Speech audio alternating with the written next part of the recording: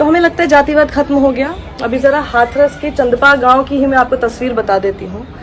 कैसे वो परिवार ये बताता है कि हमारे दादा आज भी अगर कहीं पर बैठे हैं और अगर सवर्ण समाज के कोई भी लोग आगे से गुजर जाते हैं तो उनको उठना पड़ता है, ग्रीट करना पड़ता है। सोचिए, आज भी वो अगर किसी दुकान में जाते हैं और कोई सामान खरीदते हैं तो उनके नोट पर पानी छिड़क कर शुद्धिकरण करके वो नोट लिया जाता है। अगर कोई बिस्किट का पैकेट पे वो हाथ लगा देते हैं तो बिस्किट के पैकेट को खरीदना तो पड़ेगा ही, क्योंकि अब उसको अशुद्ध कर दिया दलितों ने। ये सब चल रहा है वहां पर 21वीं सदी में, और हम कहते हैं जातिवाद खत्म हो गया। ये मैं किसके हवाले से बोल रही हूँ? 29 सितंबर को तब न्यूज लॉन्ड्री ने ये खबर छापी थी, पूरी डिटेल्ड खबर। वो आप नहीं पढ़ेंगे लेकिन पढ़िए, उसमें आपको पता चलेगा एक एक बात। ये कास्ट के नाम पर, जातिवाद के नाम पर किस तरह से अत्याचार उस परिवार के साथ हमेशा से होता है। और क्यों? आप सोचेंगे कि भैया ऐसी जगह पे सिर्फ उनके साथ ही क्यों अत्याचार हो रहा है? हम तो क्योंकि शहरों में रहते हैं ना, हमें तो समझ में नहीं आता कि जातिवाद नाम की कोई चीज होती है। ये जो चंदपा जगह है ना, इसमें यहाँ पे कम से कम 600 परिवार रहते हैं। 600 परिवार में से आधे तो ठाकुर परिवार हैं, उसमें और अलग से 100 परिवार जो है वो ब्राह्मणों के परिवार हैं। मुश्किल से 15 परिवार दलितों के हैं, जिनमें से एक ये परिवार था। तो इसीलिए ये सब हो रहा है। और ये परिवार कहता है कि ये 20 साल पहले से आपसी रंजिश बिल्कुल है। ये बता रहे हैं कि जो बच्ची है ये 6 महीने पहले से ये घर से बाहर निकलना इसने बंद कर दिया। घर से बाहर अगर कभी किसी काम से इनको भेजा जाता था तो ये मना कर देती थी। परिवार को समझ में नहीं आया कि ये क्यों ऐसा कर रही थी। नहीं है, ANU की रिपोर्ट इसको CBI पे भरोसा नहीं है, आराम से। इसको SIT पे भरोसा नहीं है, इस पे कानून पे भरोसा नहीं है। क्या एक बार मुलाकात कर, हम तुझे भरोसा दिलाएंगे। जो तू यहाँ राजनीति कर रहा है ना, तुझे भरोसा दिला देगा दौड़िया। ठाकुर घर में पैदा होना। एक बार भरोसा दिला बेटा हमारा। तेरे मुलाकात करने तेरे भाई आए बड़े, आजा जल्दी आ। ये जातिवाद नहीं है तो ये क्या है? ये क्या हो रहा है? आप और हम हमेशा सवाल ये करते रहते हैं ना कि आरक्षण क्यों है? इसीलिए है आरक्षण इसीलिए है क्योंकि हम अभी तक वो सभ्य समाज अपने साथ रहने वालों को बराबरी के दर्जे के साथ नहीं दे पा रहे हैं।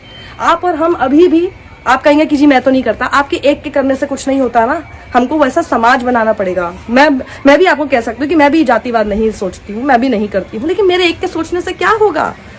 मैं तो क्योंकि सवर्ण हूँ ना, जो जाति के हिसाब से बोला जाता तो उस हिसाब से तो मैं सवर्ण हूँ। मुझे क्या फर्क पड़ रहा है? आपको क्या फर्क पड़ रहा है अगर आप सवर्ण है? आपने थोड़ी ना महसूस किया उसको। इसका आप दंश समझते हैं कि किसी दुकान पे आप जाते हैं, आपके साथ इस तरह की जो है व्यवहार करते हैं। पूरा परिवार कह रहा है कि इस गांव में 8वीं क्लास ड्रॉप कर देती हैं लड़कियां, 10वीं क्लास ड्रॉप कर देते हैं लड़के। वो इसलिए क्योंकि वो लोग, स्कूल वाले भी ये उम्मीद करते हैं कि ये तो वाल्मीकि समाज के, तो स्कूल को साफ भी ये लोग ही करेंगे। क्यों? वो पढ़ने आते हैं कि किस लिए आते? कहते हैं हमसे बिना गाली गलौज किए बात नहीं करते यहाँ पे लोग। क्यों आप इनसे गाली गलौज करके बात करेंगे? बच्चे कहते हैं कि हमारे जो बुजुर्ग हैं उन तक से ये जितने सवर्ण लोग हैं, ठाकुर ब्राह्मणों के बारे में यानी वो बात कर रहे हैं, जितने सवर्ण लोग हैं वो हमारे बुजुर्गों तक से तुम कह के बात करते हैं। और हमसे वो उम्मीद करते हैं, हमारे बुजुर्गों से वो उम्मीद करते हैं कि इनके यानी ठाकुर ब्राह्मणों के जो बच्चे हैं उनको भी हम आप कह के संबोधित करें। समझ रहे हैं आप? मतलब ये क्या हमने बना रखा है? कैसा समाज हमने बनाया है? ये हम ही ने बनाया है।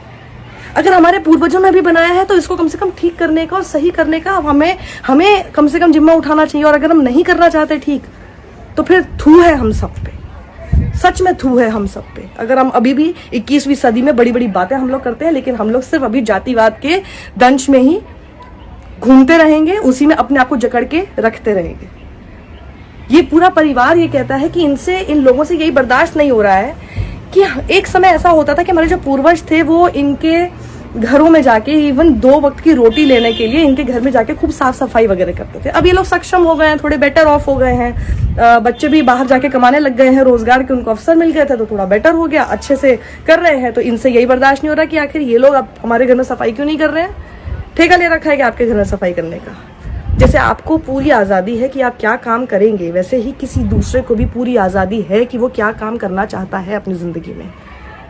ये सब करना बंद कीजिए। इसी तरह से वरना बच्चियां शिकार होती रहेंगी, जातिगत जो आपसी रंजिश है उसका शिकार होते रहेंगे।